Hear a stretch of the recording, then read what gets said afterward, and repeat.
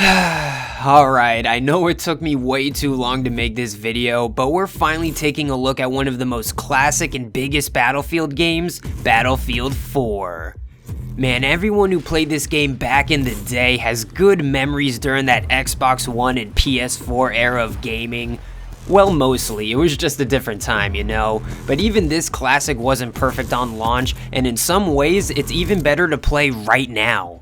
I'll be going over things like the price, the player count, and my experience, but as always, I like to start with the campaign, then the multiplayer, so you can check the timestamps if you really want that multiplayer, but I plan on having a different approach with the campaign, so let's get into it.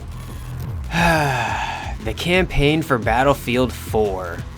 I'm pretty sure no one remembers you fondly. You were short, linear, and overshadowed by the amazing multiplayer. It really wasn't that memorable, and even though I played this campaign nearly a decade ago, I don't get that nostalgic.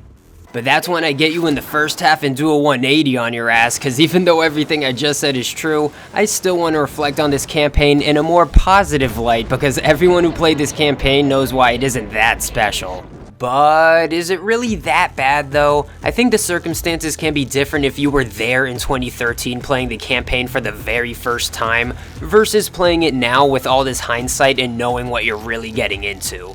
For me, that's the biggest part. Like, I know this campaign is linear and pretty generic, but that doesn't mean it doesn't have a good presentation and can't be fun. If you're someone who's overly critical and judges every little thing in a game, I'll probably start to piss you off, but I personally wanted to like this campaign. FPS campaigns hold a special place in my heart, and even though some of them are very linear and on the rails, I can still be down for the ride. I like to see what areas and set pieces I'll run into. It definitely helps when the campaign switches it up with the gameplay or the setting. And I think Battlefield 4 does this well enough. Not every area will blow you away, but I don't think I was ever bored being in one area for too long, unless it had to do with the difficulty and dying over and over. I played on hard and it wasn't too hard. I mostly died to dumb shit and the enemies can hurt you pretty bad, but the AI isn't that good. If you want even more proof, play the stealth mission, even though that level's pretty cool. But I thought the difficulty was enough to keep me interested and it got pretty intense sometimes. But one thing that got too intense and took itself too seriously was the story. Kinda like Battlefield 3, it was over the top and forgettable. So far the only Battlefield that I reviewed where the campaign stuck with me was Bad Company 2, and a big reason for that was the characters. I remember the more lighthearted approach and the humor that Squad would have in Bad Company 2. I don't think I remember anyone in Battlefield 3, but at least Battlefield 4 had Irish and even that one Chinese lady. My bad, I don't remember her name, but she had some interesting moments, and shout out to Pac. Stop it, motherfucker! Jesus, Rick. I almost shot you in the face again. I thought Irish and that lady had an interesting dynamic, and I was actually very surprised by a couple of plot twists, even though they weren't that crazy. I just prefer the Squad type of feeling for a Battlefield game, but I think it could have been worse. Like, I really enjoyed that conversation they had at the end credits. I thought you were a city boy. Hell yeah, through and through. My uncle, he wasn't from the city. Carolina boy. This was around the time when video games wanted to be more like movies, and they're still kinda like that, having a certain approach with the story, characters, and presentation.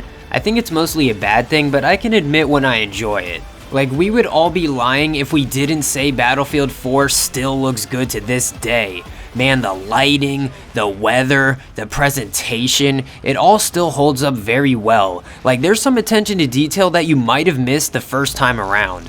Okay, I know I've been saying too many good things about the campaign. Even though I mentioned some bad things, I think I need to bring up more so you guys are on my side again. I know I keep saying how much I like the presentation, but you can find slips in the cracks if you really look for it.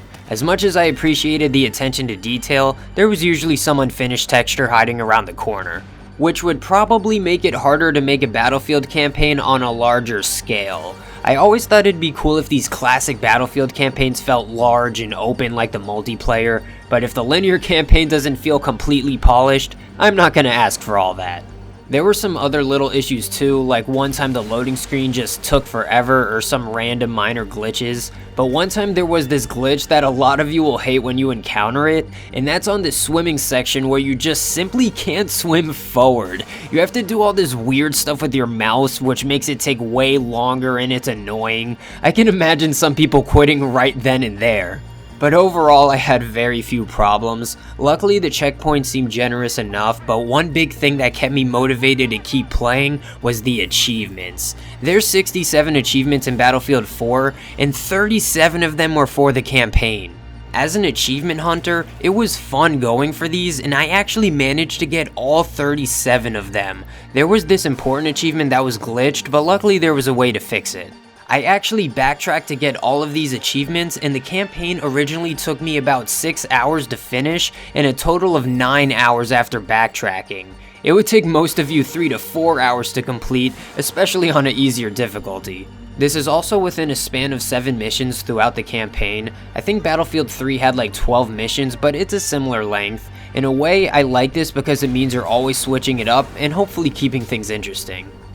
But yeah, that's mostly everything I wanted to say on the campaign. I might be forgetting something, but it's okay because this campaign is forgettable too. Like, I almost forgot the freedom the weapon crates give you and how mediocre the engagement system is. But even with all the criticism, I still wanted to be that beacon of light for the Battlefield 4 campaign. It's nowhere near perfect, but it's a short and sweet roller coaster of a ride that's fun every now and then. And you get guns for the multiplayer, so you might as well play it. Speaking of the multiplayer, let's get into the juicy part.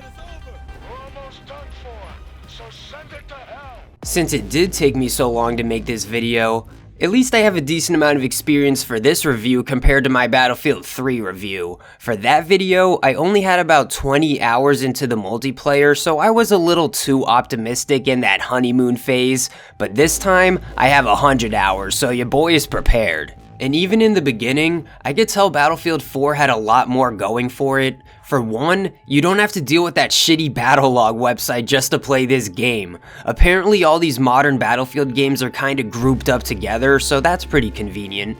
But the biggest thing Battlefield 4 has going for it is that it's still alive. Take a look at these numbers for all of 2022.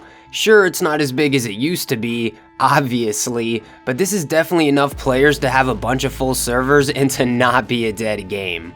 Older Battlefield games like Bad Company 2 and Battlefield 3 might be another story, but newer Battlefield games like Battlefield 4, 5, and 1 have a good amount of players. Not to mention the people playing on Origin for whatever reason. Oh yeah, you need Origin to play this game on Steam, so yeah, thanks EA. Moral of the story, it seems like Battlefield 4 is the oldest Battlefield game that's gonna stay alive for a while, which is bittersweet because I wish I could play Battlefield 3 or Bad Company 2 like this, but man does it feel good that you can still play this game like back in the day. I know it's not exactly the same as when a game is dominating the market, but hey, get you a couple of good friends and play on a good server, it'll be a good time. To me, this is a great game to keep in rotation and to randomly play here and there. There's so much progression and replayability that makes me never want to uninstall this game. I know 100 hours isn't a lot, all things considered, but it's enough to give a fair opinion. As you take a look at some of my stats, 100 hours is enough to unlock every kit item for every class, but you'd still have to go out of your way to unlock some weapons. Not to mention the assignments, awards, and service stars, so you're always making progress or have something to go for. It's these little things that I appreciate that can keep me going. It just makes every match feel like it matters. Also, the boosters are a timeless way of making you feel like you're having your own personal little double XP lobby. And oh yeah, we have the gift and a curse, which are the battle packs. They're a curse because this was at a time when popular games are putting in these kind of microtransactions, and we can see how much that's been normalized and negatively affects the games we play today. I'm looking at you, EA. But on the other hand, they're really shiny and I like getting them. Okay, I'm not that stupid. I just don't think it's that bad if you don't spend any money. Like, it's a nice reward whenever you level up and it has a decent progression to it. Also, when you get this game on Steam, you get the premium edition, which means you get a shit ton of free battle packs. I spent like 15 minutes opening battle packs when I first got the game. I was like, god damn, this is a good way of getting me back into the multiplayer without spending any extra money. Even my first impression was pretty good. It just takes time getting used to everything. Make sure you adjust your sensitivity, FOV, all that kind of stuff. And you might want to adjust all those icons and HUDs on your screen. It felt like my vision was getting blocked. But crank up the graphics all the way up and it still feels like you're playing a modern game. This game looks and plays great in my opinion. My standard for a modern game might not be as high as some of you, but the presentation for this game will never lose its charm to me. The maps seem like they have care put into them, and there's a lot of maps. When you're searching through the server browser, people usually have their favorite maps, but there's enough servers with variety. This is the type of variety I wanted when I played Battlefield 3. There's a fair amount of game modes you could play like Conquest, TDM, Rush, and even random stuff like Pistols Only. I noticed there were a lot of hardcore servers, and I was avoiding them for a while, but I recently started trying them out. Hardcore's not normally my thing, but I can see why it's so popular in Battlefield 4. It's an interesting change with the time to kill and the amount of players. It can feel more tactical at times, but also not as casual because my dumbass still shoots teammates by accident. Good thing I play medic, but I'm still getting used to it, but it's definitely worth trying. The team balance is also something to talk about, especially if you're still getting used to things. Lots of players know the ins and outs of this game, and you'll have to learn them as you play the game. Sometimes this can be a rough experience, but a lot of the time it's not that bad. You'll naturally learn which weapons are good with certain attachments and how each map plays and how you go about it. To be fair, there'll be some players who are straight up better than you using the best weapons, but that's part of any game that's been alive this long. Luckily, there's players of all levels. A lot of them are max level, but surprisingly there's a fair amount of lower levels. The experience is just generally good. I play pretty casually and I could have my moments. I don't feel like I have to be a tryhard to enjoy this game, but I like learning everything I can to my advantage to get better, so it's a good balance to me. Except with the vehicles, because some people will dominate you. I'm not very experienced with the vehicles, but when the lobby's casual, the vehicles are cool. You know, I like being the engineer, but a lot of the time it seems like everyone is so comfortable with the vehicles that I barely want to attempt using them. I'm more of a ground vehicle kind of guy, so I'll hop in a tank, but keep me away from the jets and helicopters. They could dominate certain lobbies, but luckily it's not as cancer as Battlefield 3, but too bad I'll probably never learn to get good with them. Well, it's still a lot of fun getting in a vehicle with a friend, and I prefer to shoot out of the vehicles anyway. But at the moment, this doesn't matter too much because I'm enjoying myself too much on Operation Locker 24/7. Yeah, that's right. Last time we had Operation Metro, now we have Operation Locker. And I was wrong in my Battlefield 3 video. I compared Metro to Siege of Shanghai, but I should have compared Metro to Locker.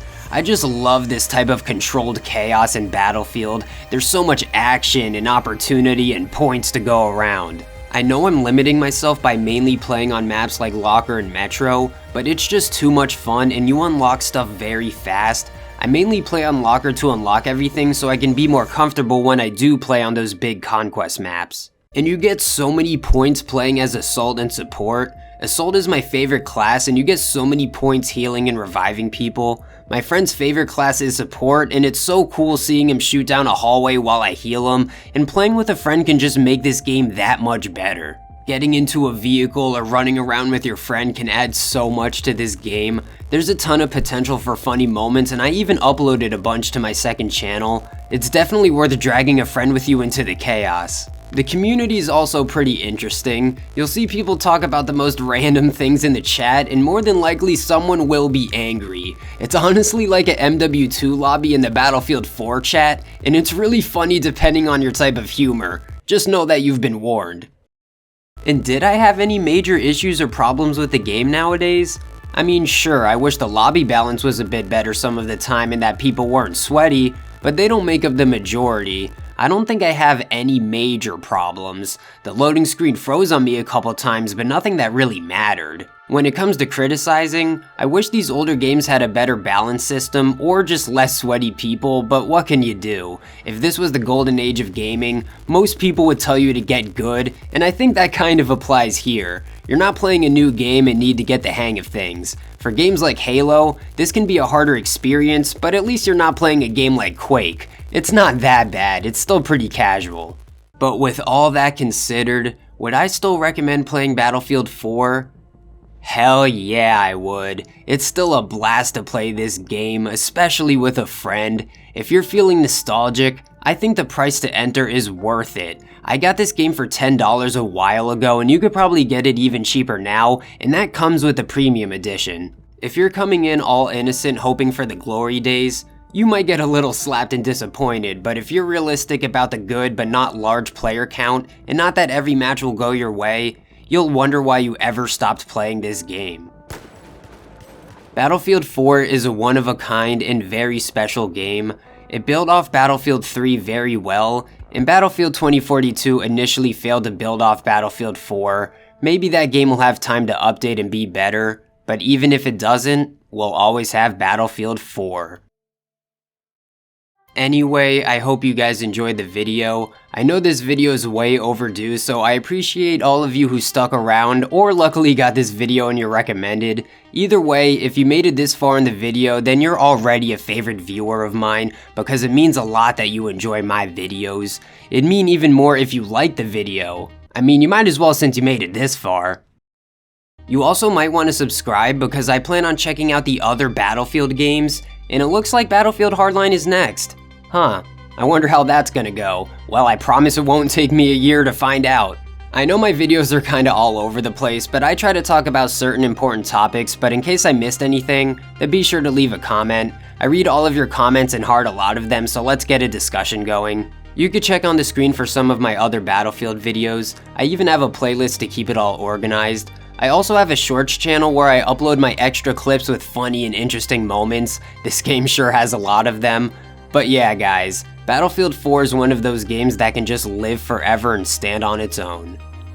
Unless EA somehow ruins everything, greedy pieces of shit.